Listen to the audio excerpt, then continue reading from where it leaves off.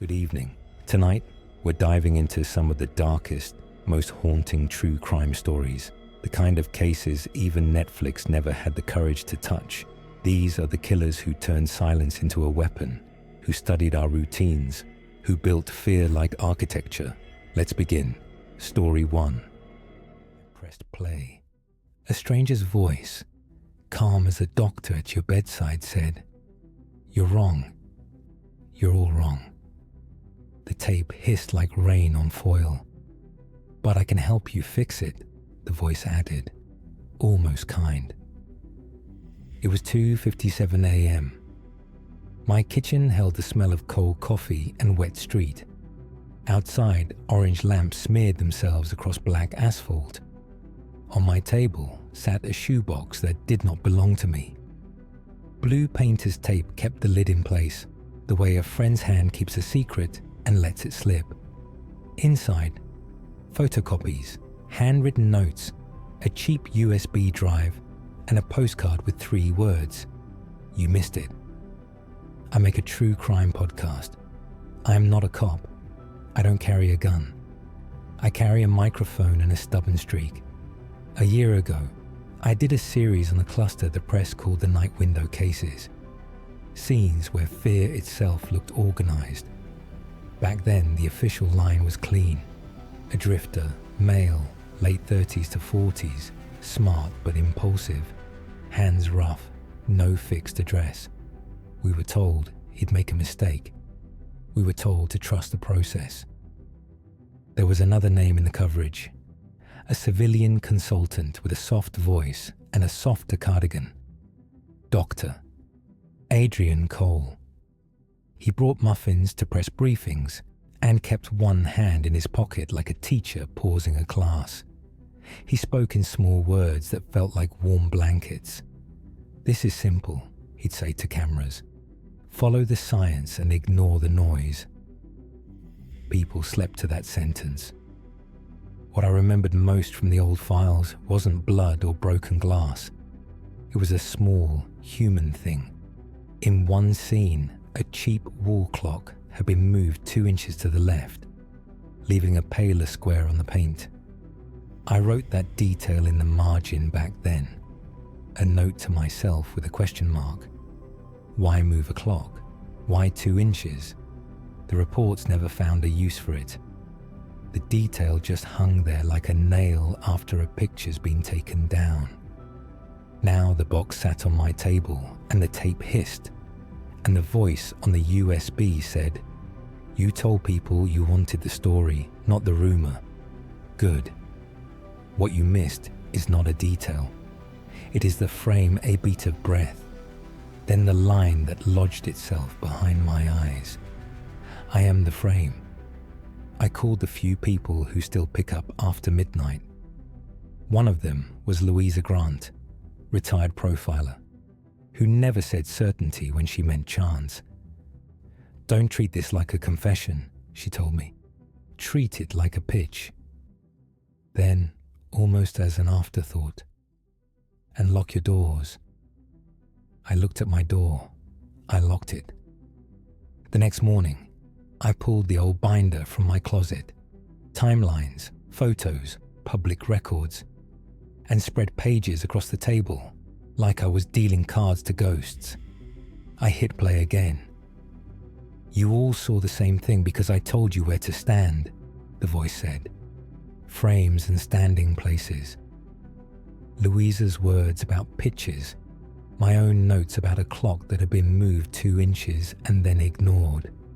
I wrote "frame" in green marker at the top of a blank sheet and started over. The Night Window Cases earned their name for a small, cruel fact. In each scene, a window had been left open by inches. Not the way in, not the way out, just open, as if the air itself were the witness. The press called it a signature. I called it that too. Signature sounds like salvation when you want the world to have rules.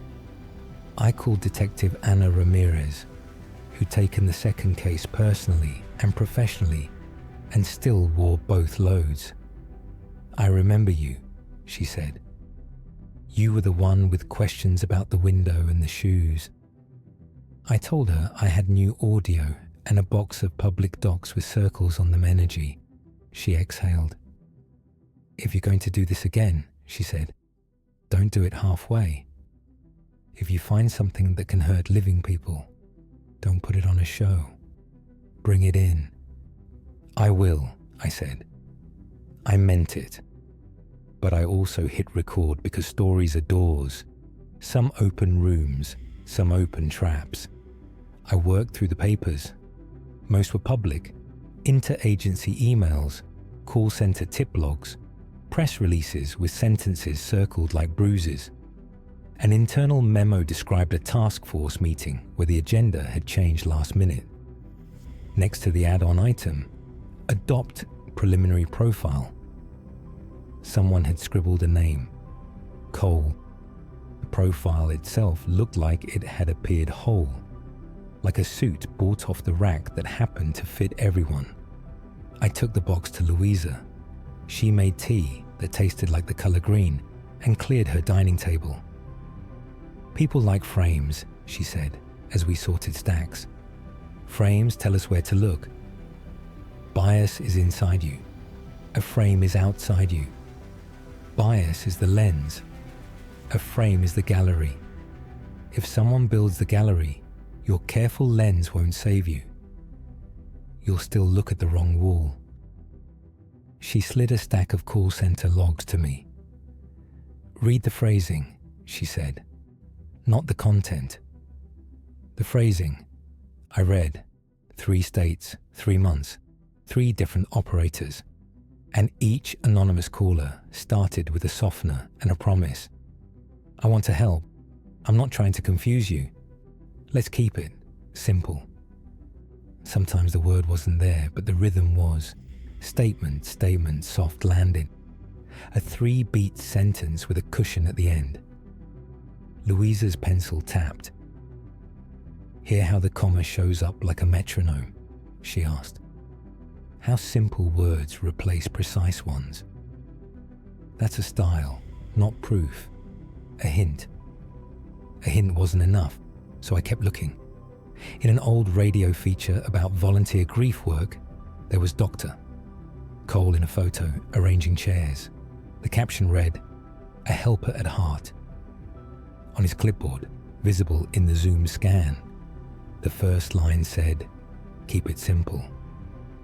I called ASAC Carter, the assistant special agent in charge, who'd been the voice at the barricades back then.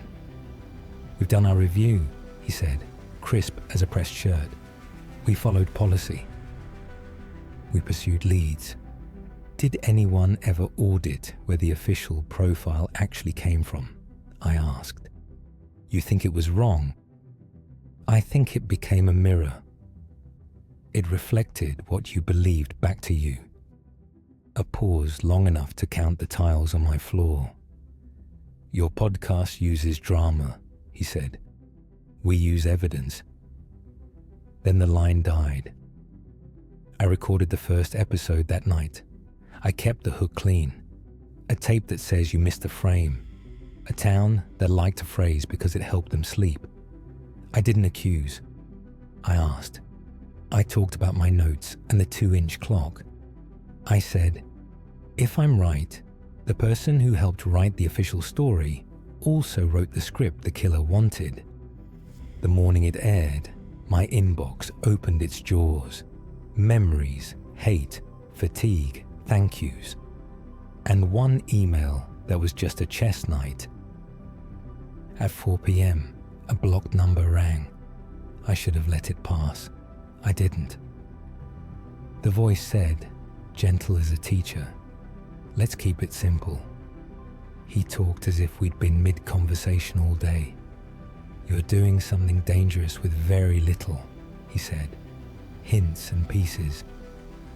You could hurt people who have been hurt enough. Turn your focus away from me. Who are you? I'm the person who kept this clean, he said. I'm the one who showed your heroes how to be helpful.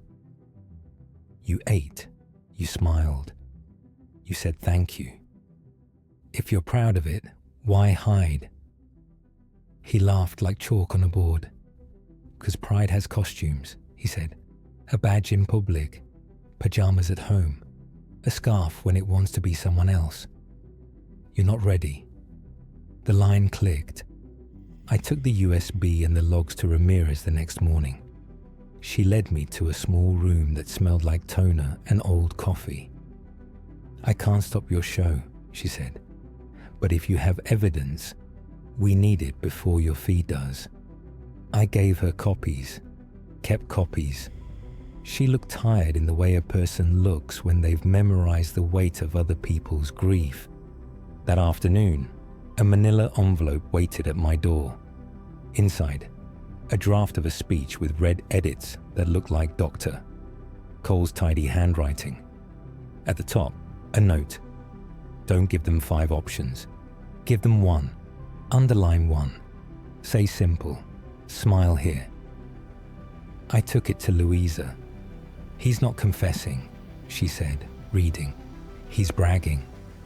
He wants you to be his best reader. Why me? Because you're the one who noticed the frame. That makes you part of the gallery he's building. In the second episode, I told listeners a smaller story. A magician who doesn't force your card, just gives you a deck that makes you choose his card, and then act surprised. We call it free will. The magician calls it Tuesday.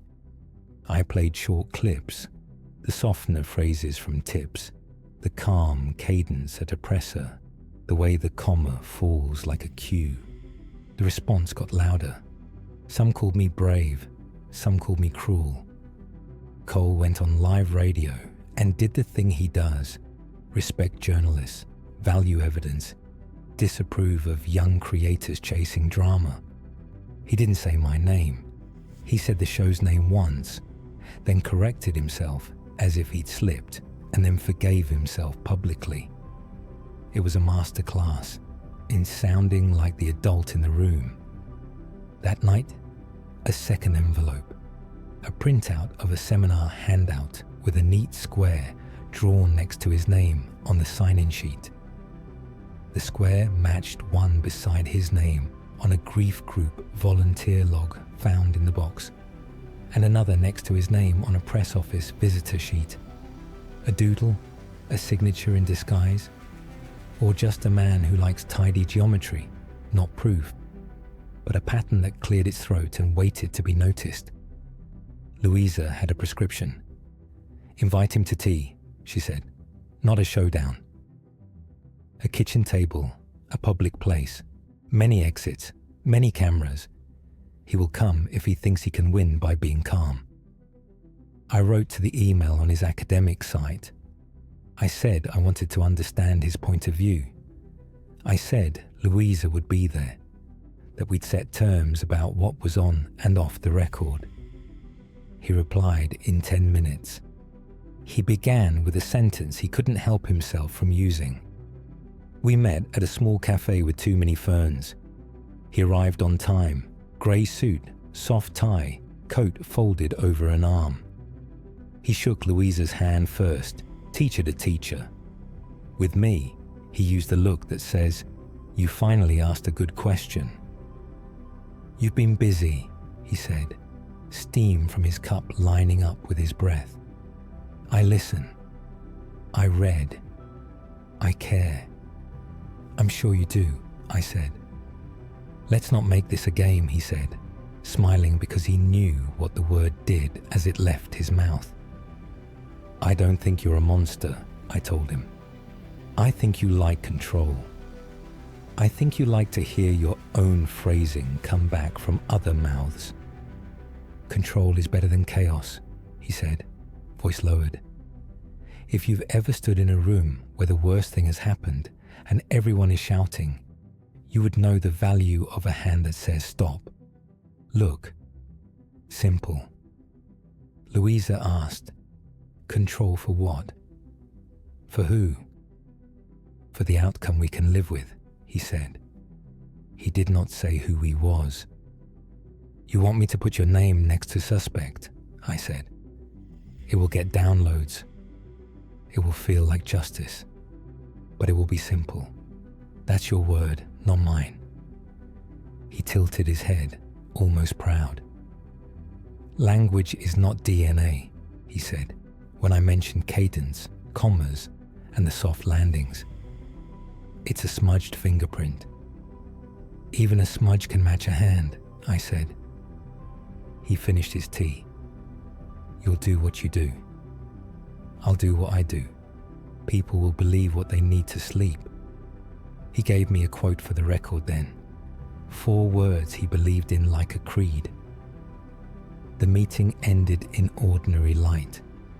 He walked away like a man who just solved a classroom dispute and was late to another.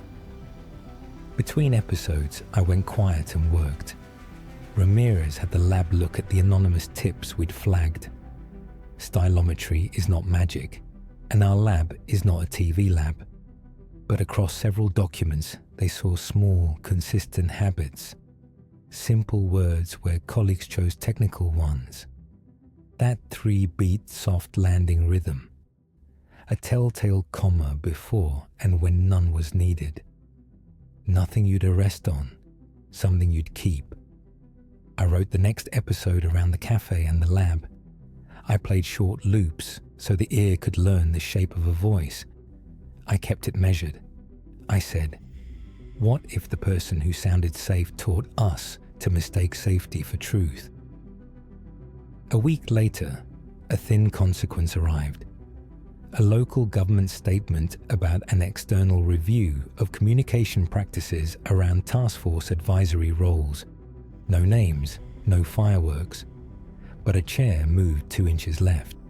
A reporter at a small station said on air that Dr. Cole had taken a leave. Officially, it was to focus on research and community service. That's how institutions say, we blinked. The same afternoon, Ramirez called with something sharper. One of the anonymous tips includes a detail that was never public, she said. A clock moved a couple inches left, leaving a light square. She had found a later public lecture by Cole, where he told an anecdote about walking into a room and seeing a cheap clock move 2 inches to the left. Could be coincidence. Could be the sound of the frame creaking. That night, a burner email. Come alone. An address. An old community center at the edge of town. I forwarded it to Ramirez. She texted 3 words. Don't be stupid. I promised I wouldn't go. I sat with my keys in my hand anyway. Midnight, another email. A security still of the community center's side door. No one in frame. 5 minutes later, a second still, taken from somewhere I knew too well. My own kitchen. Me at my table, my face in my hands. Caption, simple. I left for a friend's place and slept on a couch that smelled like dog and old pizza. In the morning, there was a thick paper note under the door. I won't harm you. I need you. You are the gallery now. No signature. A small square drawn in ink. I considered shutting everything down. Louisa held my gaze like a bridge holds a road. Tell a smaller story, she said. The human one. Complexity is not the enemy. Mystery is not the enemy. Pretense is. So I did an episode about families. I didn't use names. I didn't inventory their pain like a shelf in a sad store. A mother described the sound her son's name makes when you say it without him. A brother talked about songs he can't listen to because they belong to a time that no longer exists. I kept their words like small stones in a pocket.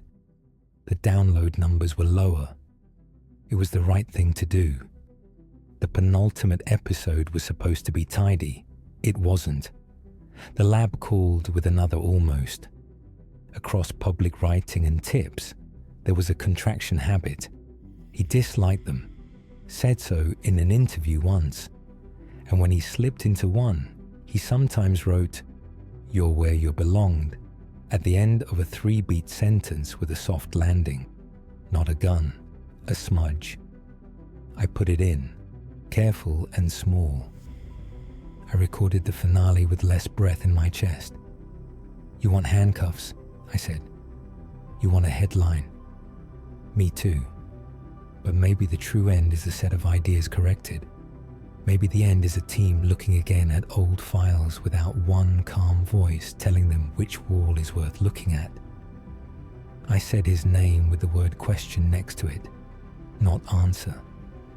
I listed what we had. The meeting agenda change, the adopted profile without clear parentage, the phrasing in tips that matched his public cadence and habit with commas, the neat square beside his name in multiple logs, the clock detail echoed in a lecture, the leave taken while an external review assembled its nouns. None of it was proof. All of it was direction. Before I hit upload, I called the families I'd spoken to.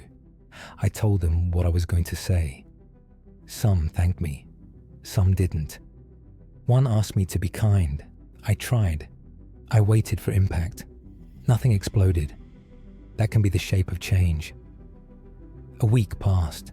There were meetings I didn't attend and rooms I wasn't invited into. There were statements using the words review and process and ongoing. The task force announced it would revisit advisory protocols and re-examine certain assumptions that informed the early phase of the investigation.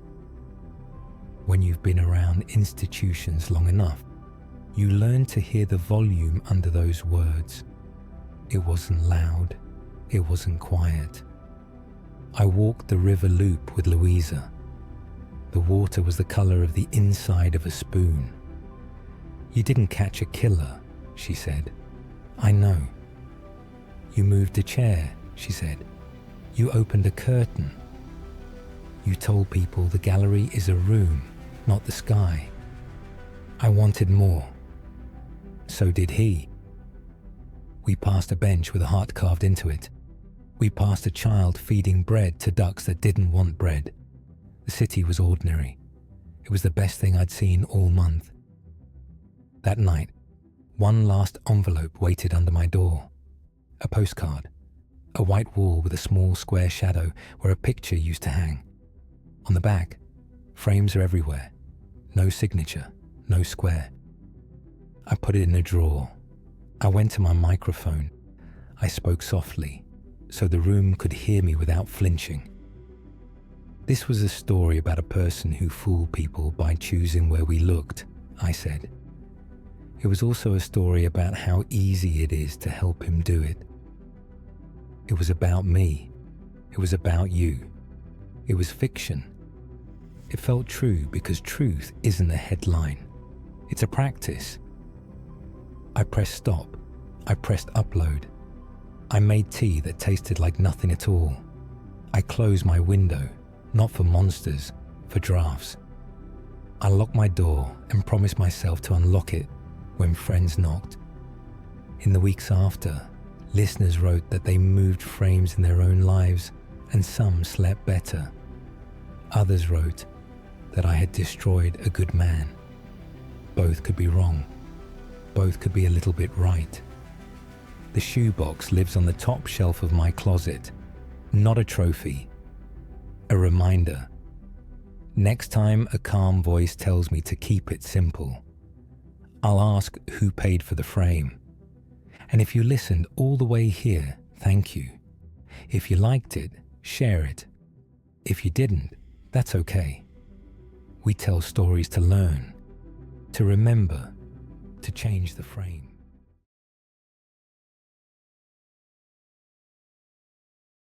End of story 1. The night the street went quiet. Let's move into story 2. Report. I first heard the story, as many people did, through a shaky clip of a 911 call and a few short lines on local news. A mother walked into her daughter's apartment and found a scene that broke a family and shook a neighborhood. The case seemed simple at first. A domestic argument that turned into a murder. But the more I spoke with neighbors, read statements, and watched the camera footage the police later released, the more I realized this was not just one bad night. It was a slow train, moving for months, maybe years, and then finally reaching the end of the line. This is the story of a young woman, 8 months pregnant, who was making plans for a baby shower and a future, and a young man who was running from himself.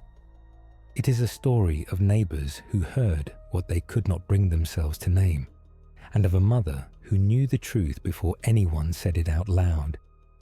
It is also a story about how many small warnings can add up to one terrible outcome. What follows is a reconstruction from interviews, messages, and surveillance footage. The language is simple on purpose. The facts are heavy enough. A street that looked like any other. Alton, Illinois sits just across the river from St. Louis. On the street where Lisa Dodd lived, lawns are small, mailboxes lean a little to one side, and most people know the dogs they pass more than the names of the owners who walk them. During the day, you might see a construction crew move sheets of drywall into a red dumpster parked by the curb. At night, the street grows still, and the sound of a car door closing feels louder than it should. On the afternoon of June 8th, it was hot. Cameras fixed to the front of the apartment building showed the same things they always showed. A neighbor taking out trash, another carrying grocery bags, a kid on a scooter drifting into view and then gone. At 1:57 p.m., the camera also caught a young woman sitting on the porch steps with her phone. Her name was Lisa. She was 22 and 8 months pregnant. She looked up now and then at the empty street. She seemed to be waiting for something that was late, or for something she could not yet name. To people who knew her, Lisa was kind, talkative, and soft around animals. When she was a child, she once wanted donations for a shelter instead of birthday gifts. She graduated high school, worked at a Dairy Queen, and was saving money. Her mother, Heidi, worked in healthcare. They were close. They texted about small things and big ones, about doctor visits and baby names. The baby did not have a name yet, but the family called her Baby Bean. The shower invitations had already gone out. None of that helps you understand the sound the neighbors heard that night, but it's important to say who Lisa was before we talk about what happened to her. The man who drifted. The man in this story is DeAndre Holloway. He was the same age as Lisa. People who knew him say he was charming at times, scattered at others, and lately restless. He moved around a lot, sometimes at his girlfriends, sometimes with family, sometimes with friends. He used substances. He had trouble managing anger.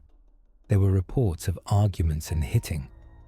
At Lisa's job, her manager saw black eyes and bruises. She tried to call the police once, but Lisa asked her not to.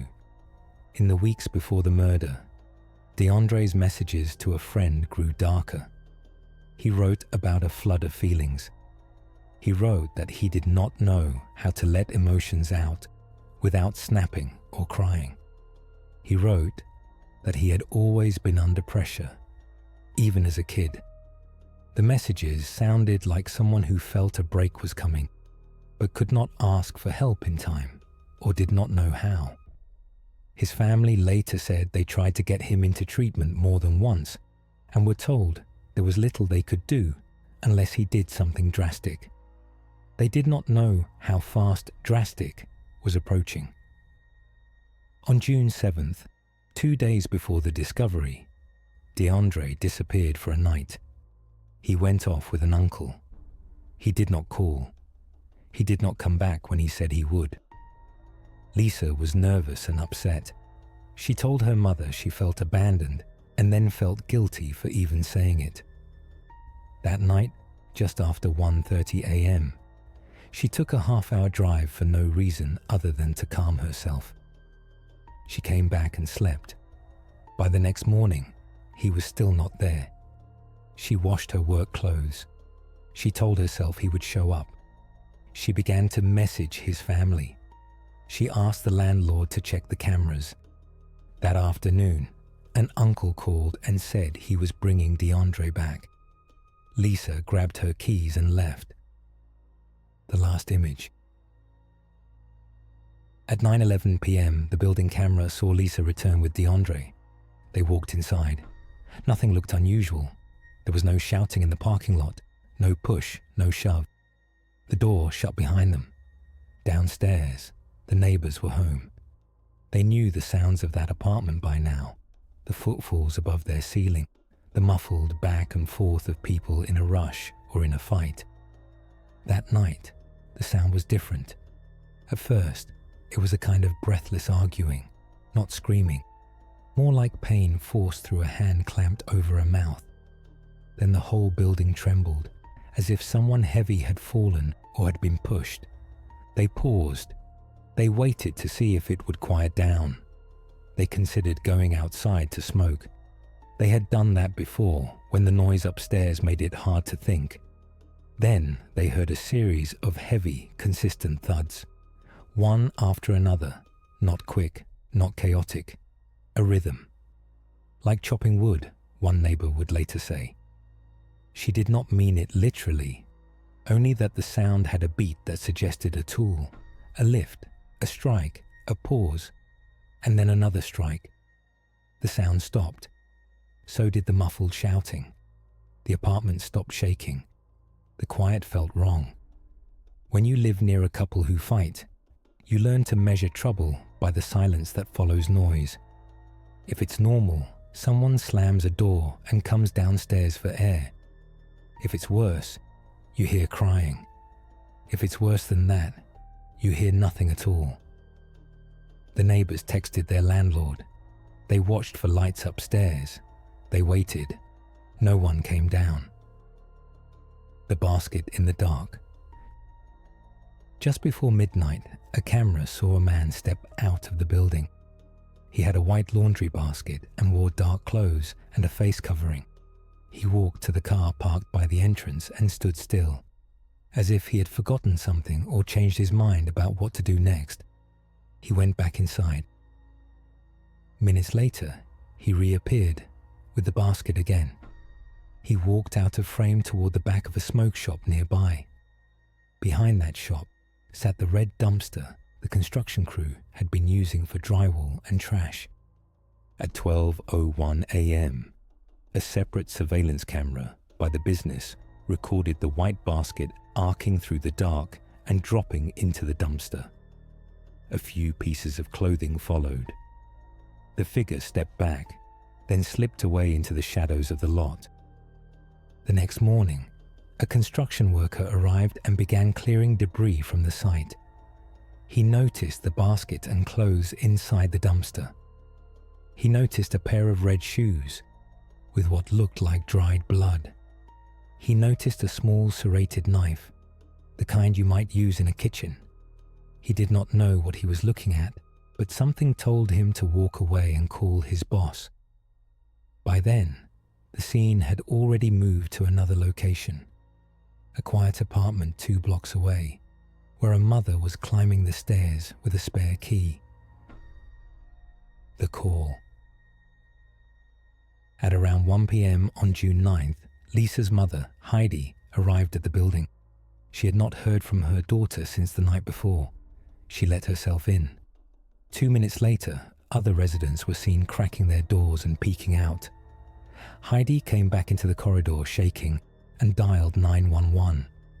The audio is very short. She struggles with words and pronouns. She is both a mother and a witness.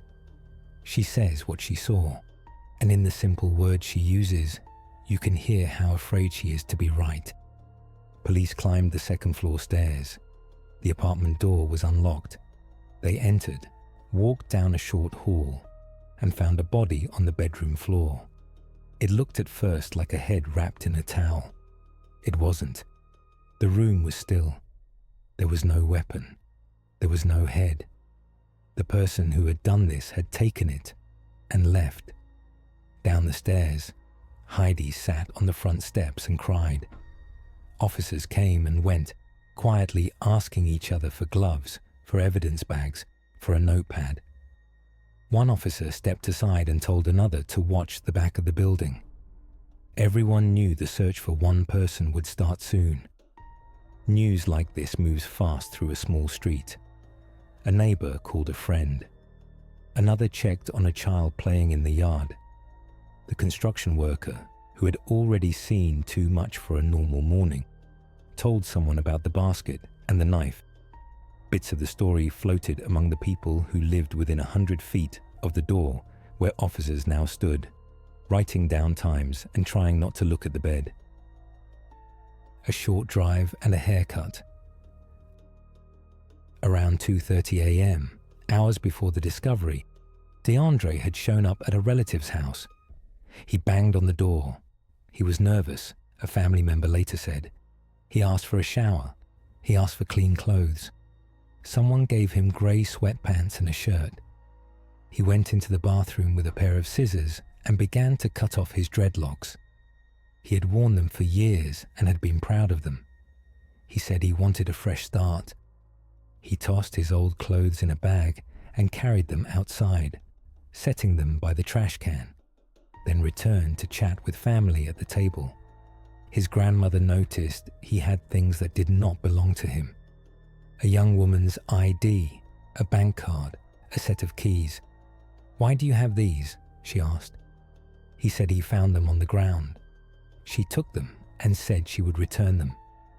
Later, when asked the same question by someone else, he just stared into the middle distance and did not answer. At some point early in the afternoon, he left the house on foot. He said he was going to cut grass. He did not say where. He did not have a mower. Back on the street by the apartment building, Lisa's car disappeared from its spot. Someone had placed a handwritten "for sale" sign in the window and then moved the car. Neighbors would later say they recognized the car when it sat in another driveway.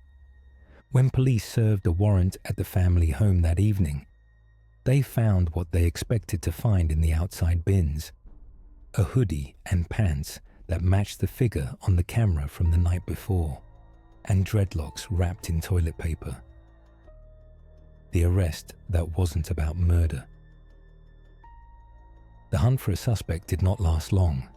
That same afternoon, in another small town, officers stopped a man for a matter that had nothing to do with Alton. He had cannabis on him. He paced in the small room where they held him.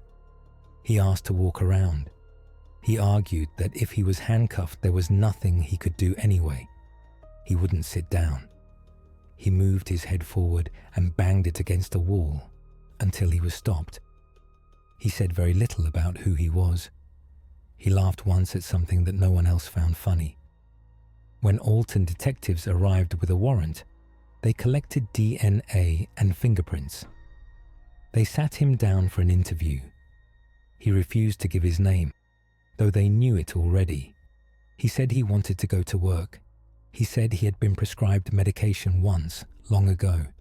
He asked for a lawyer. The interview stopped. The charges followed quickly: murder, concealment of a homicidal death, and other counts related to the unborn child and the car. For a time, court dates were delayed. Evaluations found he was not competent to stand trial. Reports described threats he made while in custody, including one eerily similar to the crime itself. Eventually, after treatment and more hearings, the case moved forward. Piecing together the night.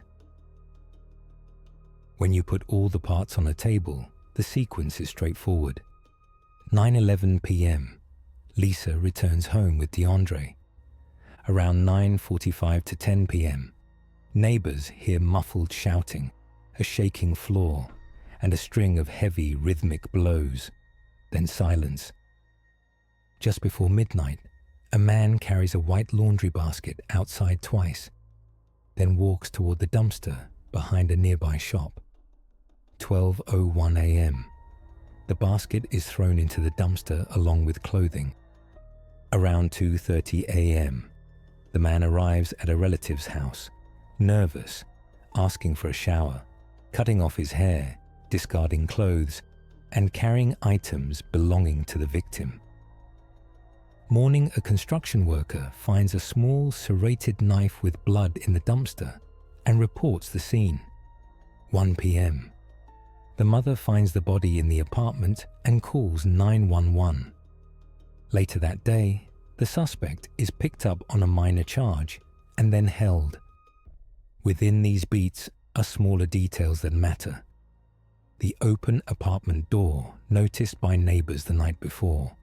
The lights going on and off upstairs while no one came out. The landlord's late-night message. The mother's last text at 10:49 p.m. asking if her daughter was okay. There is also the part everyone struggles to say. The head taken from the apartment and thrown away in a plastic basket behind a store, as if that could make a person disappear. It did not. It only added another layer of pain for the people left behind. The investigators did the slow work, matching clothes from the trash to the camera footage, tracing the path of the basket through city cameras, confirming the last messages from the victim's phone, interviewing family members who did not want to believe what they suspected. You can say the case built itself. It didn't. People built it. A worker who would not ignore a bad feeling. A neighbor who wrote down the time. A mother who called the moment her fear became certainty. And officers who were steady in rooms no one wants to enter. The long history before the short night. It's tempting to treat that night like it came out of nowhere. It didn't. Lisa had shown up at work with marked skin more than once. She offered excuses. The dog jumped. I tripped. Because that is what people in her position often do. She also told the truth sometimes. We argued. He hit me. I'm trying to figure it out. She left and went to her mother's for a while. She came back. The pattern returned. Friends and family have different views on why this happens. Some say love. Some say habit. Some say fear. All three can be true at once. Add pregnancy and stress, and you get a pressure cooker. Add mental illness and drug use, and you get a match. DeAndre's family spoke publicly after the arrest. They said they were ashamed and shocked. They said they loved him, but not what he did. They said they had asked for help for years and were told to wait for something bad enough to justify holding him. A stepfather's video apologies and explanations could not turn back time, but they tell you that even in the house closest to the man at the center of this, there was a sense of sliding towards something they did not know how to stop. This is not a defense. It is part of the picture. In court, the system recognizes mental health and also recognizes harm. In this case, the balance fell the only way it could.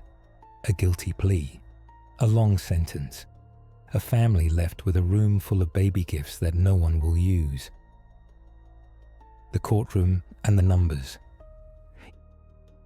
Years are a blunt tool, but they are what the law has. 60 years is what the judge ordered.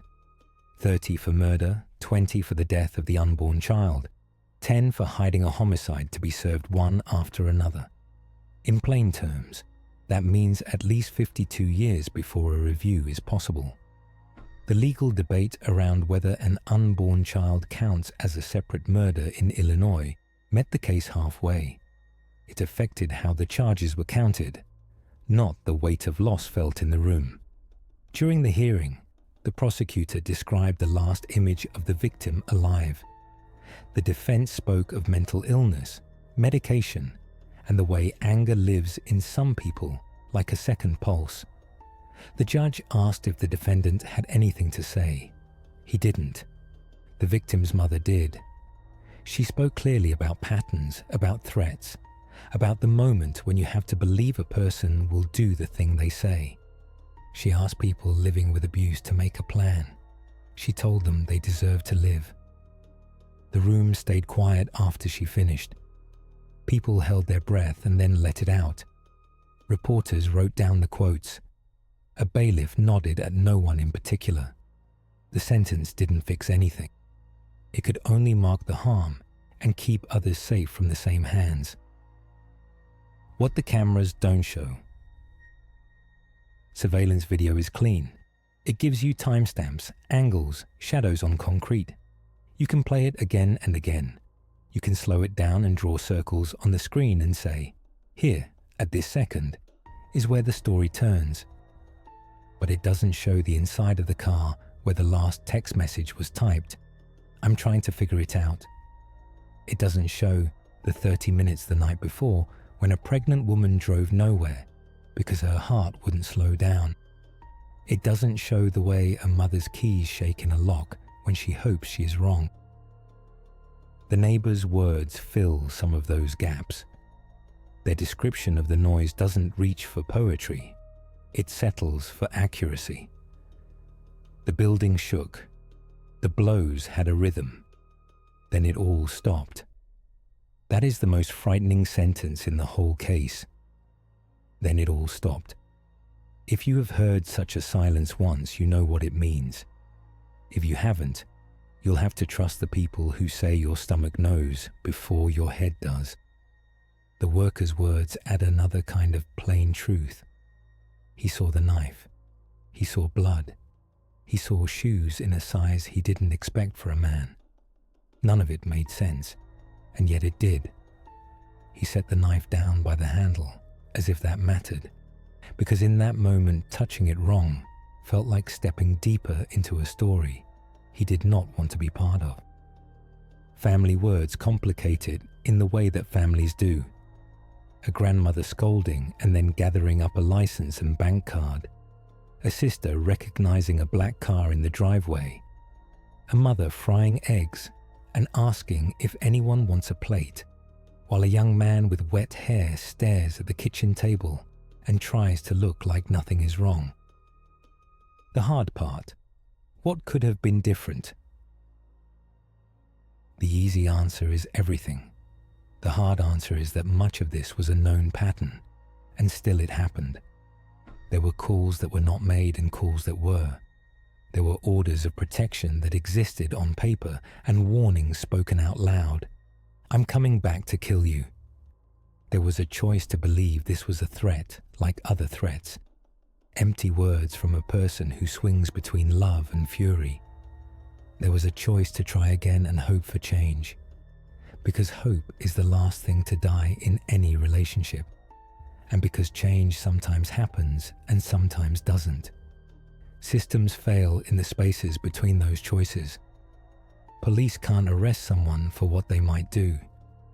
Hospitals can't hold someone forever for saying, I feel like I could snap. Family can't make an adult stay on medication. The people closest to the danger are often the last to leave because leaving is its own risk. Even so, there are lessons. When someone says they will kill you, believe them. When the beat of your life becomes one of fear and apology, step out of that rhythm. If you can't do it alone, ask for help. Friends, family, a shelter, a hotline, a co-worker. If you hear something in the apartment upstairs that makes your body go cold, call right away. If you are the person whose anger scares everyone, ask for help before your hands do something your heart will carry for the rest of your life. The small things left behind. After a murder, the scene is packaged, labeled, and carried away in boxes. It leaves behind a different scene in a different house, a crib, a stack of onesies in soft colors, a baby book no one finished, a shower invitation pinned to a fridge with a novelty magnet shaped like a cow. People bring casseroles. Someone sets up a donation page. Photos from happier times get moved to the front of the shelf. There is a poem someone posted once about learning to leave and learning to stand on your own. People read it and feel like it had been written for now, even though it wasn't. On the street where the cameras watched, the red dumpster is eventually hauled away. The crew finishes the drywall. Another neighbor moves in. The mailbox is still lean. The dog still barks at the same time every morning. A sticker on a rear window fades in the sun. If you stand there in the afternoon, you would not guess what happened. You would only notice the quiet and think nothing of it. But at night, when the air is still and a door clicks shut somewhere down the block, the silence sounds different to the people who lived through that week. It isn't louder exactly. It just carries weight. Why tell it like this? Some people will say there is no need to retell this story in detail. They are right in one way. Nothing I write changes what happened, but the point of the investigative reporting is not to change the past. It's to draw a map through the places that led us here, so the next time someone sees a sign, they recognize it for what it is. The map for this case looks like this: a long history of small harms that were not small, a set of messages in the days before, a walk captured by a camera, a rhythm of blows that neighbors could not name, a basket in the dark, a mother with a key, a man in a small room asking to pace, a sentence measured in years, and then the longer sentence served by the people left alive. If you are looking for a single cause that explains everything, you will not find it here. The story is not clean. It has many points where a different choice by any person, victim, suspect, neighbor, officer, judge, doctor, might have changed one page or 1 minute. But one truth is clear. When a person's hands have hurt you over time, it is not unthinkable that they will hurt you again. It is thinkable. And that is the thought that saves lives. The end of the street. I leave you with the picture that stays with me most. Not the video of the basket, not the door swinging shut, not the booking photo. It is the image of a porch at 2 in the afternoon. A young woman sits on the step with her hand on her phone and her other hand on her stomach, where a baby turns and presses back. She scrolls. She looks up. She doesn't know she is being filmed by a camera above the door. She doesn't know she is living through the last easy minutes of her life. Everything that follows has been written down and judged and sentenced. Those minutes have not. They are just a quiet afternoon in a small city, the kind that happens every day in every state. They are the reason this story matters. Because somewhere, on another porch, someone is sitting and scrolling and trying to figure it out. And below her, in a downstairs apartment, a neighbor is rinsing a glass at the sink and wondering if a sound means nothing or if it means everything. And down the block, a mother is at a red light in her car, telling herself it's fine, telling herself she will wait until morning to call. If you are any one of those people and you feel your stomach go cold when the room goes quiet, call now. If you are tired of the rhythm and ready to break it, leave now. If you can't leave safely, ask someone to help you plan it step by step.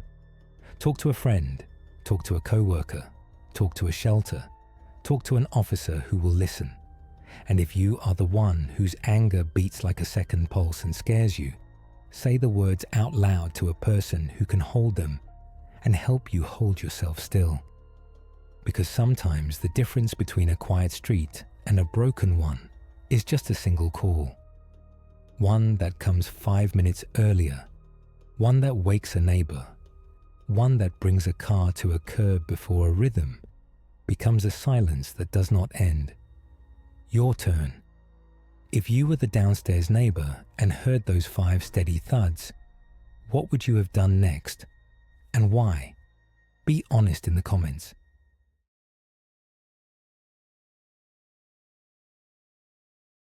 End of story. The island that slept with its windows open. Story Jersey 3 is the largest of the Channel Islands, sitting between England and France. In the 1950s, it looked like a postcard. Small lanes, green fields, and a coastline that could make anyone stop and stare. Crime was low. People knew each other. Many families had lived there for generations. But history also left marks. During World War II, German forces occupied the island. People learned how to be careful, how to listen, and how to keep secrets. After the war, the island wanted calm and normal life again. That calm did not last. In the late 1950s, fear began to move like a cold wind through the streets. The news spoke of a man who attacked at night. He seemed to choose moments when people were most vulnerable. A long walk home, a quiet house, a sleeping child. No one knew his face. Soon the island gave him a name, the Beast of Jersey, First Shadows. The bus stop attacks, 1957 to 1959. On a November night in 1957, a nurse stood at a bus stop. It was late, and the street was mostly empty. Out of the dark, a man rushed her. He tied a rope around her neck and dragged her into a nearby field. He assaulted her and ran. She needed stitches. She told the police her attacker hid his face with a scarf and spoke with a strange Irish-sounding accent, almost like he was pretending. She also remembered a musty odor, something old and damp, like a coat left too long in a basement. Months later, in March 1958, another woman walking from a bus stop was attacked in almost the same way. Then in July, a third woman. The pattern was clear. The island, which once felt small and safe, now felt small and trapped. Police noted repeating details: the rope, the fields, the fake accent, the smell. Sometimes they found empty cigarette packets at the scene. Witnesses thought the man was around 40, average build, wearing a long coat. But there was not enough to identify him. The fear spread faster than the facts. In August 1959, a fourth woman was attacked. This time she fought back. The attacker ran. The police felt sure these crimes were connected. The community felt sure too. The question was, who? A new tactic, breaking into houses. 1960 to 1961. The man changed his method. In early 1960, he moved from the streets to the bedrooms of people's homes. On February 14th, 1960, a 12-year-old boy woke to a bright light shining into his eyes. A man stood at the end of his bed. The boy was tied with a rope, dragged outside, and assaulted. The attacker then brought him back home and left. The investigation showed the intruder had climbed in through a window. In March 1960, a 25-year-old woman walking to a bus stop accepted a ride from a man who said he was a doctor going to pick up his wife. Inside the car, he tied her up, assaulted her, and drove away with her. She found a moment, escaped, and shouted for help. The man sped off. He had almost taken her with him into the dark. Another night, a mother and her 14-year-old daughter were at home in a remote part of the island. Near midnight, the phone rang. When the mother answered, she heard only a strange clicking sound. She hung up and went back to bed. Then the lights went out. The phone line had been cut. A noise downstairs. The mother fought someone in the dark and ran to the neighbors for help. But the intruder went upstairs.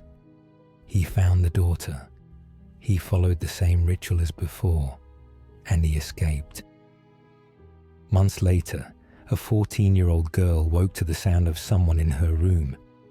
A figure stood at the end of her bed, wearing a mask. She screamed. This time, the intruder fled without touching her. The mask, hard, ugly, unforgettable, would become part of the legend. Between July 1960 and April 1961, 4 children between 8 and 12 years old were taken from their beds and assaulted in fields. The island felt like it was under siege. Parents started checking windows twice, then a third time. Dogs were kept in hallways. Men kept watch by the door. The beast had changed from street ambusher to night invader. He studied houses. He planned. He seemed to know when people slept and how to move in a place without waking anyone. Until it was too late, the police bring in outside help. Local police knew they needed more resources. They asked Scotland Yard for help, and a respected detective named Jack Manning joined the case. He pushed for systematic work, re-interviewing witnesses, mapping times and locations, and organizing watch groups. Newspapers printed advice and even handed out small toolkits for residents, notes, checklists, ways to help track suspicious movement in their area. Police also took a bold step. They asked for fingerprints from every man on the island. Men could refuse, but almost all agreed. Only 13 men did not give prints. This detail would become important later. The island needed a suspect. Whispers started about a local recluse named Alphonse. He liked to walk at night. He owned a raincoat. He did not fit in. Police searched his house more than once and could not connect him to the crimes. But rumor is stronger than paper. One night, angry locals burned his house. Afraid for his life, Alphonse fled the island and lived in exile nearby. For a time after he left, the attack stopped. People told themselves, maybe it was him after all, but the quiet did not last. The attacks returned, 1963, and then silence. In April 1963, a 9-year-old boy was attacked. Later that year, an 11-year-old boy, then a 10-year-old girl and a 16-year-old boy. The pattern, the method, the fear, it was all the same. And then suddenly, nothing. For more than 2 years, there were no known attacks. Some people thought the beast had left. Others thought he had died. The police waited. A letter in the dark, 1966. The quiet ended with a letter. It arrived in 1966, mocking, cold, and signed by the Beast of Jersey. The writer said the police were wasting their time. He talked about a perfect crime. He said when the moon was very bright in September, he would strike again, not once, but twice. He promised more clues. He said he liked playing with the police. In August 1966, a 15-year-old girl was attacked. During the assault, the attacker told her again and again, "Do you know how long it takes to kill a woman?" 5 minutes. It was a terrifying threat. The second attack, the letter promised did not happen.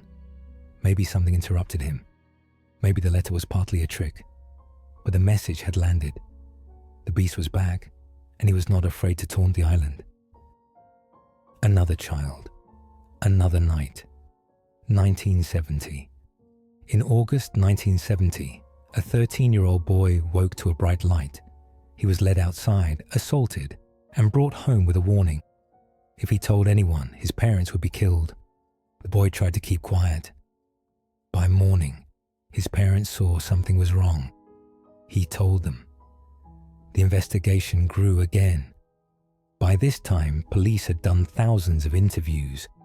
They had followed countless tips. They had patrols, road checks, and neighborhood watches.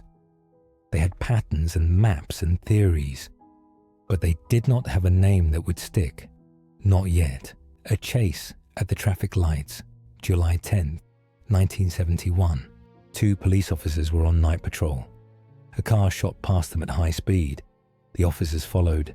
The driver tried to shake them, even driving on the wrong side of the road. The chase ended in a crash.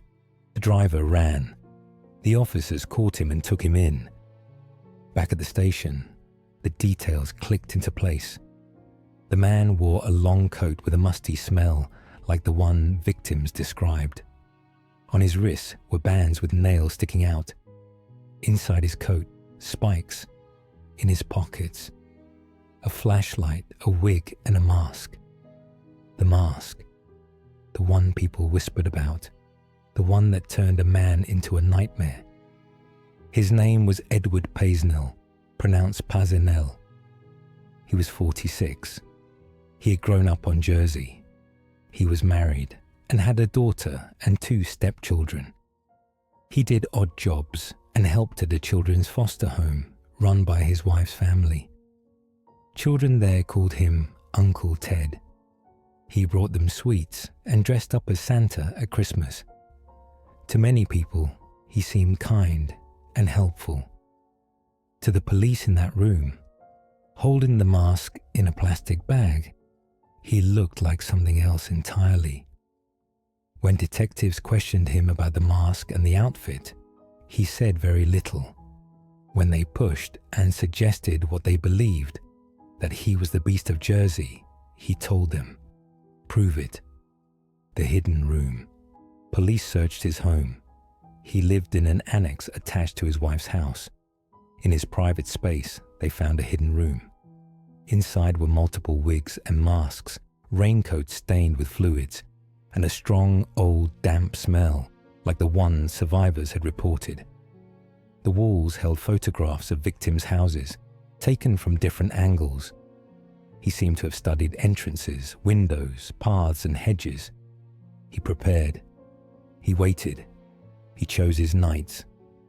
There was also an altar with books on the occult and items used for strange rites. Some said he performed animal sacrifices before he went out on attacks. The police noted it all. In court, prosecutors would argue that he built a private world, a dark theater where he changed his face and fed a fantasy of power and control. 2 details from the old crimes now made new sense. First, that Irish-sounding accent. Paisnell did not speak with one. It was part of a disguise. Second, the cigarette packets found at scenes. Paisnell was not a smoker.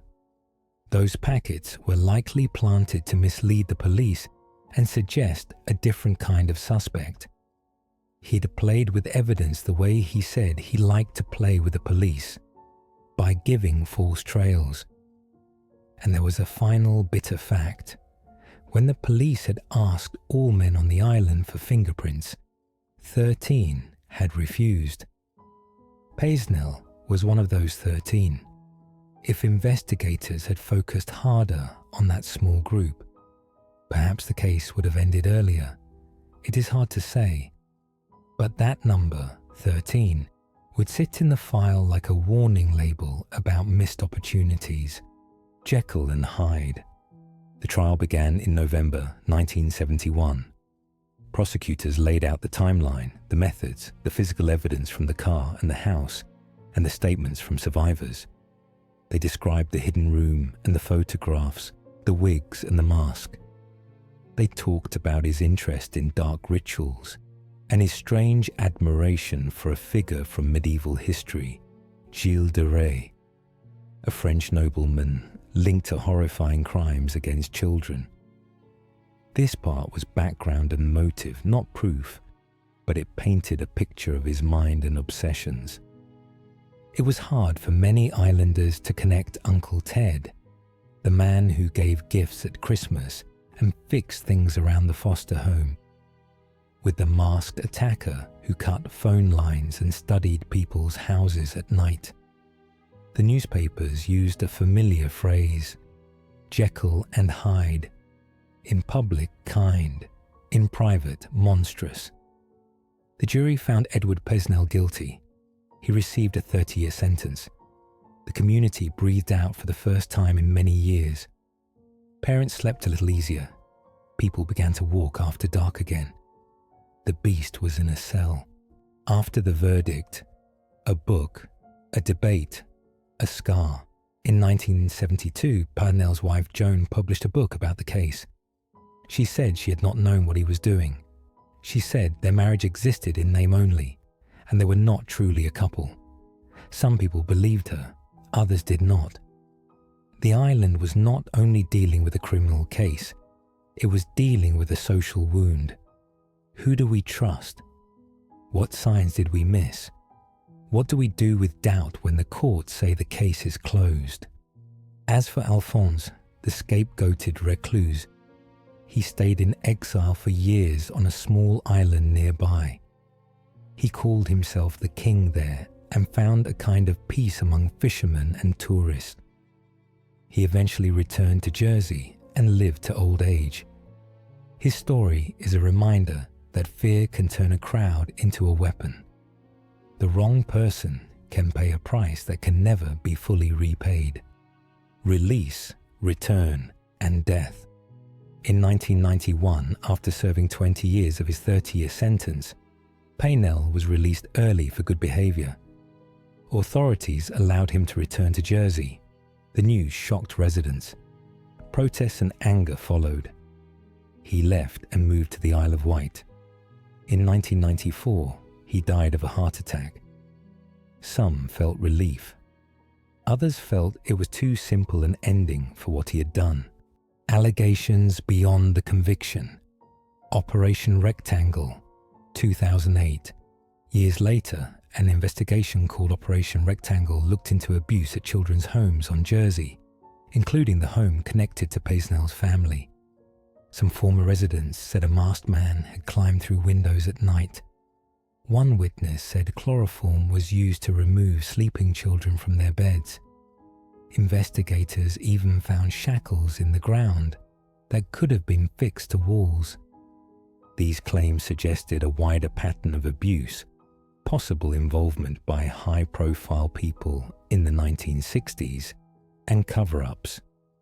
But in terms of solid courtroom evidence against Paysnell for those specific incidents at the home, there was not enough to bring new charges. The allegations were serious and disturbing, and they left the community with heavy questions and lasting anger. Many potential witnesses had died or would not testify. That part of the story remains a shadow along the edge of the known facts. An unsolved death. Tula Hook, 1966. There is one more piece of this case that never fit neatly into a file. Tula Hook was a 20-year-old woman who worked on Jersey in the summer of 1965 and returned in 1966. On the night of December 30th, 1966, she went to catch a bus to see friends. People driving by saw her at the stop. She never got on the bus. The next morning, December 31st, someone found her body. Her head and face had been struck with a heavy object. Was this the Beast of Jersey? The setup, a woman at a bus stop, matches the early attacks. Paysnell sometimes told victims he had killed, but the case is unsolved. No one has been convicted for Tula's death. The file remains open in spirit, if not in law. On a small island, unanswered questions echo a long time. How he operated, the blueprint of fear. To understand why it took so long to catch him, we need to see the plan inside his crimes. He studied. Photographs of homes show he watched families and learned their habits. He chose back windows, weak locks, dark hedges, and nights with good cover. He controlled the scene.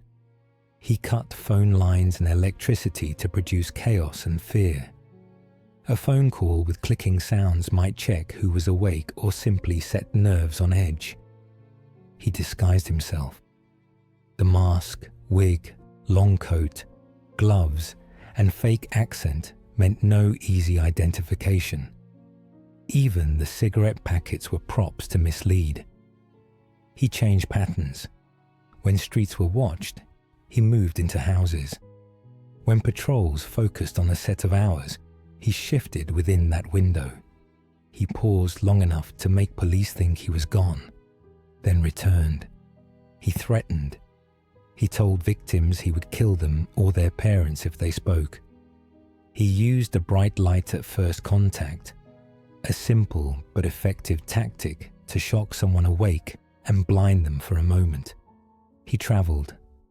Jersey is small, but he used cars and back roads. His capture began not with a tip, but with a traffic violation and a chase. Luck favors the prepared, but it also favors the persistent. The cost of rumors and the price of patience. The destruction of Alphonse's home shows the danger of conclusions built on fear. He walked at night. He had a coat. He was different. These are not crimes. When the island burned his house, it burned a piece of its own trust and fairness. Meanwhile, the real attacker watched and waited. On the other side, the police did many things right. Coordination with Scotland Yard, fingerprints, watch groups, public cooperation. But they also missed something. The list of the 13 men who refused prints. Why was that list not chased hard and fast?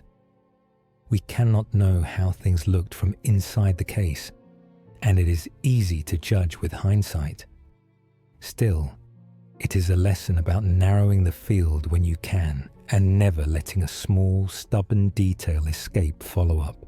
The mask comes off. When detectives lifted the mask from Paynell's pocket and later found the hidden room, the case moved from rumor and fear to evidence. The room showed intent and planning. The items showed a ritual around the crimes. The photographs showed surveillance. The coat showed a smell that tied the man to memories. In court, the story came together in a line that a jury could follow. There is no single miracle moment in most investigations. There are hundreds of small steps. Here, the biggest step was also one of the simplest. A pair of officers seeing a speeding car and doing their job. What remains? Jersey is still beautiful. It is still a place where the sea and cliffs meet, and where summer feels like a gift. But the story of the beast left a mark. People remember the fear of sleeping with the lights off. They remember the rumors and the anger. They remember the day the police said the case was closed. And the day, years later, when the man was released and allowed to come back. Some wounds heal. Some turn into scars you touch now and then, just to remind yourself what you survived. For investigators, the case is a study in pattern recognition and public communication. For communities, it is a lesson about vigilance without violence, about protecting one another without turning into a mob. For survivors, it is part of a private story that no documentary or book can fully carry. We can tell what happened. We cannot fully feel it for them. Closing thoughts. The Beast of Jersey hid his face for years.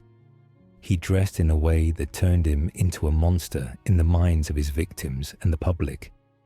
But when the mask came off, the man behind it was someone many people knew. Someone who visited a children's home, brought sweets, and played Santa.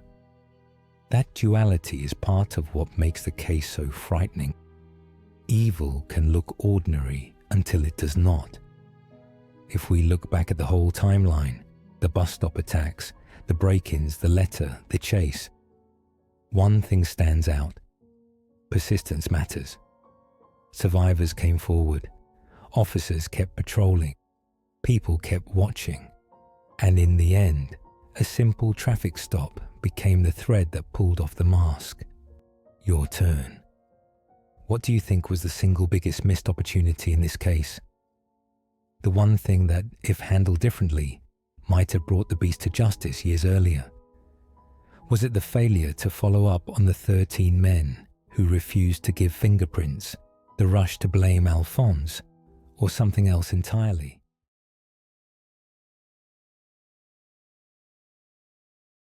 End of story 3. Suburbs promise safety. In the 1970s, Sacramento's new neighborhoods looked like the American dream. Single-story houses, neat yards, a bright kitchen light at dawn. People wave. Children ride bikes in circles. Garden hoses make slow arcs across soft grass. But safety can also be a routine, and a routine can be studied. Someone watched these streets, learned the rhythm, and then used it against the people who lived here. At first, the name was simple: the East Area Rapist. He came through sliding doors or small windows left ajar for a breeze. He tied people with shoelaces. He placed dishes on the back of a man and said, "If I hear these plates rattle, she dies." He moved slowly, like he had all the time in the world. He ate food from the pantry. He drank beer. Sometimes he cooked. And when he left, the silence he left behind was not peace. It was a ringing sound, like a phone you can't make stop. Victims remember small details. A beam of light in the hallway. A ski mask that made the face look oval and empty.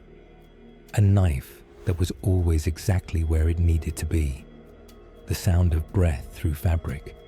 The way the attacker seemed to know the house better than the owners. He had studied. He had done walks through these streets. He had looked over fences and measured escape routes in his head. He had listened to police scanners. He had figured out how long it took for a call to become a response. He knew where to leave a car and where he could sprint to that car without being seen. Over time, fear became routine too. People put bars on windows. Hardware stores ran out of locks. Gun shops emptied their shelves. Women learned a new language. Which streets to avoid, which curtains to keep closed, which creak in the floor means you are not alone. Neighbors became suspects to each other. Everyone had a theory. Everyone had a story of a dog that barked at nothing. Everyone slept less. One morning in 1976, a woman named Jane wakes as her husband leaves for work. Her young child climbs into the bed to snuggle. There is a light, a shape in the doorway, a man with a mask and a knife. He ties them. He gags them. He talks in a half whisper, like a person finishing a sentence in a library. He moves through the house, checks the rooms, stays for over an hour. After the assault, he cooks. The smell of food becomes part of the memory. When he leaves, the kitchen looks neat again. But nothing is neat. Not in Jane's mind. Not in her child's life. Not on these streets. Another time, a 13-year-old girl, Margaret, faces him and makes a choice. To live. She feels fear, but holds a harder thing inside it. A voice that says, "You will survive." She studies him, tries to learn the person under the mask. She notices how he uses fear like a tool. She learns that he wants power, silence, control. She decides not to give him the last one. Years later, she will speak. Her voice will help pull the mask up, even if a name is still far away. The attacks multiply, and a pattern appears to the people who can bear to look at patterns. Single-story houses, corners where fences connect at easy angles, parks with paths that cut behind yards and end in empty lots. The attacker moves like water in a shallow ditch, finding the low path. He often targets couples. He uses the dish trick to freeze a man while he terrorizes a woman. He whispers a lie into the dark that feels like the truth. If you move, she dies. He leaves, and the lie keeps working. The house stays quiet, and he moves to another house, in another week, in another neighborhood. Police work hard. They build maps with pins that show clusters. They give the press warnings. They tell people to lock doors, to buy motion lights, to join neighborhood watch. They drive more, but they are also dealing with something new. He studies them too. He seems to know patrol routes. He parks his car far away and darts between backyards. He uses canals and empty fields to move. He makes a call here, stares at a window there, tests a sliding door somewhere else. He is patient, and patience, when used as a weapon, is powerful. Sometime in this period, he is also something else during the day, a police officer in small California towns. He wears a uniform and learns the rules of response. He learns what is written down and what is not. He knows how report writing sounds and what evidence looks like before it is bagged. He knows what can be seen on a patrol drive and what can't be. That knowledge sits like a toolbox inside him. At some point, he is fired for shoplifting, a hammer and a can of dog repellent, a small scandal with a large shadow. People will later say, "How did no one follow that thread? How did that not make anyone stop and ask harder questions?" By the late 1970s, the attacks in Sacramento taper off. For a moment, the community breathes, but the man does not stop. He moves south to new counties, and the violence grows. A new name sticks to him like burrs on a pant leg: the original Night Stalker. Murders appear, couples in their beds, homes turned into cages. The patterns are similar, but the outcomes are worse. Now the night does not just take control, it takes life. News headlines are colder. Police briefings are grimmer. A map of the state looks like a storm cloud with flashes in it. And then, silence. After 1986, nothing more is linked to him. Maybe he aged, maybe he moved, maybe he stopped, maybe he changed. The years start to stack. New detectives inherit old boxes of files. They read the same notes, stand in the same empty rooms, feel the same frustration. The night moves on. California grows. People change jobs. Kids turn into adults and leave home. The houses get new roofs and new paint. But the past stays, locked behind a door that seems to have no key. In the 1990s and 2000s, DNA becomes a lockpick for time. Crime labs extract profiles from old evidence. They compare the DNA left at scenes to the national database of offenders. Again and again, no match. The profile sits in a computer like a face with no name. Detectives feel both hope and defeat. The science is strong. The results are empty.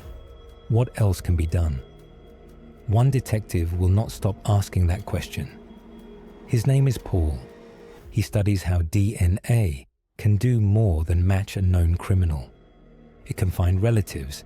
It can make a map inside blood. He learns about public genealogy websites where people upload DNA to find family connections, cousins and grandparents they have never met. He asks a bold question. What if, instead of waiting for the killer's DNA to match someone in a criminal database, we look for a match to a distant cousin in a public one? What if we step into a family tree and trace the branches backward?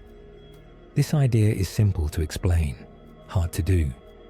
You take the killer's DNA profile, built from crime scene samples, and you upload a version that can be compared to consumer DNA data. If the database allows law enforcement use, you see which people share small pieces of DNA with the unknown profile. Those people are not the killer. They are relatives, maybe third cousins, maybe fourth. But they are clues. You build family trees for those matches. You look for places where these trees cross, where two branches might have shared a great-great-great-grandparent. You move forward in time down the tree, finding all the living males who fit the right age and location. You make a short list, then you wait, and you watch. One name on the short list stands out. A man who lived in Sacramento during the first wave of attacks. A man the right age. A man who once worked in law enforcement. He lives now in a quiet neighborhood. He has a garage. He has a motorcycle. He seems ordinary in the way that makes the hair on your neck rise. The team watches his house. They learn his routine. They wait for their chance. One day, he throws something away. It is a used tissue, or something similar, the kind of everyday item most people never think about. The item is collected. In a lab, a scientist compares the DNA on that tissue to the old crime scene profile that has haunted detectives for decades. The match is clean. The door that seemed locked forever opens with a simple click. The name that floods the room is this: Joseph James DeAngelo. When the arrest comes, it is quiet. Police surround a small home in Citrus Heights, a suburb not unlike the places where the crimes began. A man in his 70s sits inside. He was called Crazy Joe by some neighbors because he complained a lot. He liked to be left alone. He's taken into custody. He does not look like a monster. Monsters almost never do. He looks like a man who has walked dogs, fixed things, bought groceries, and aged.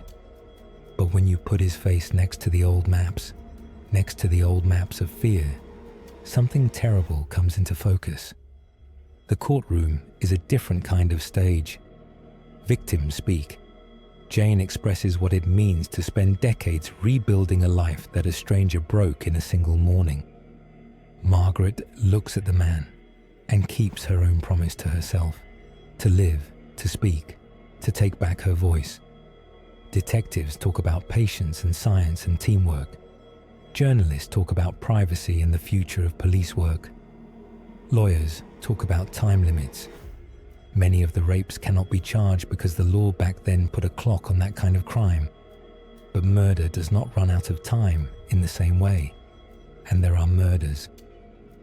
In 2020, after a long legal process and a public plea, Joseph James DeAngelo is sentenced to life in prison without the possibility of parole. He is not the young, fast figure from the 1970s. He is thin, he's pale. He sits, he stares. Some people see a fragile old man. Others see a wall of names behind him. The people he hurt, the homes he invaded, the voices he tried to erase. The sentence cannot return what was taken. Nothing can. But the night no longer belongs to him. It is tempting to call this story a victory for science alone. The genealogy search was a door, yes, but people carried the key across decades. Detectives who refused to give up. Lab workers who protected evidence when budgets were tight and shelves were full. Journalists who kept the public aware. Families who held each other together. Survivors who told their stories clearly, without shame, and kept telling them for years. Courage held the line until science could march through. There are also questions this case raises, and they matter. How should police use public DNA data? Who gets to look at that data, and under what rules? How do we protect privacy, while also giving families answers? Different places will make different choices, but the lesson of this case is not just about tools. It is about time. Time can be a shield for bad men. Time can also be a road for good work to travel. In this story, time served both sides for a while. Then it chose. Let's return to the small details, because that is where truth often lives. The plates on a husband's back. The low fences that made it easy to move through yards without using a street. The late-night phone calls where the attacker would breathe and say a word or two, keeping fear alive like a candle that never goes out. The way he ate after an attack, turning someone's kitchen into his dining room. These details are not told to shock. They are told so we can see how control can be built from ordinary things. We lock doors now, not just with keys, but with awareness. We also need to name the pattern for what it was. Domestic spaces turned against the people who trusted them. The worst wounds were made in living rooms and bedrooms. That is part of why the fear was so deep. It invaded the place that is supposed to be the safest. The man used habit as a weapon. He counted on you to go to bed at the same time each night, to leave the window open a little bit in summer, to answer the phone late because it might be a friend. He counted on that. He counted on the police to drive the same loops in the city to keep its parks open and dark. He counted on everyone else being predictable, He was right for a long time. Then the detectives changed the routine. They used a new path. They met him in the one place he thought was private, his own biology. There is one more image worth holding. It is a lab at night. A technician looks at data on a screen, lines and letters, a code that means nothing to most of us. The technician checks and rechecks. The match is not a maybe. It is exact. A crime scene from the 1970s and a tissue from a garbage bin in the 2010s speak the same language. Across 40 years, the past and present shake hands. Outside, the city noises are the same as always. A distant siren, a dog bark, a late train. Inside, someone says, "We have him." And an entire map of fear begins to change shape. What do we do with a story like this? We listen to the survivors. We let them define the ending. We learn about how fear works and how it can be diffused. We support careful, ethical use of tools that can close the distance between harm and answer. We remember that ordinary is a costume anyone can wear. And we remind ourselves that one brave voice can make a crack in what looks like a wall. The Golden State Killer was not a creature of myth. He was a man who used planning, patience, and cruelty. He did terrible harm. He hid in plain sight. But his story is not just about what he did. It is about what other people did after. Detectives who mapped yards by moonlight, lab techs who guarded evidence for years, neighbors who wrote down license plates, families who stood together, and survivors who carried the truth across time like a torch. In the end, that is what breaks the night. Many lights, not one. So picture the plate again. It is not on anyone's back anymore. It rests in a cabinet, stacked with others, quiet. In another room, a phone sits on a table. It can ring. It will. Phones always do. But the ring no longer belongs to him. It belongs to the people who answer and say, with steady breath, "My name is," and then tell their own story, in their own words, on their own terms. This case will be studied for many reasons. How to build patterns from old files, how to keep evidence safe for a long time, how to use new tools with care. But what it gives most of all is a shape for hope. Not a fast hope, not a movie hope, a stubborn hope. The kind that checks a door lock twice and then makes tea. The kind that lets a child sleep. The kind that says, "This is our home." The kind that looks at a fence and sees not a barrier, but a line of defense. At the end of the day, the man who made night his partner sits in a cell. The years he took from others cannot be returned. The lives he ended cannot be restarted. But his last years are no longer his to shape. He does not choose the routine anymore. He does not choose the route. He does not make the rules. And that is not justice in full. It is not enough. But it is something solid in a world where so much was taken. Remember the name if you like. Remember the faces more. Remember the lesson most. Evil often looks ordinary. Courage always looks human. And time, with help, can become an ally. If this story kept you listening, please tap like and subscribe. Drop a comment telling us where you're watching from. And if you want more calm, detailed cases you can fall asleep to, check the True Crime for Sleep playlist. There's a link in the description and on the end screen. Thanks for being here.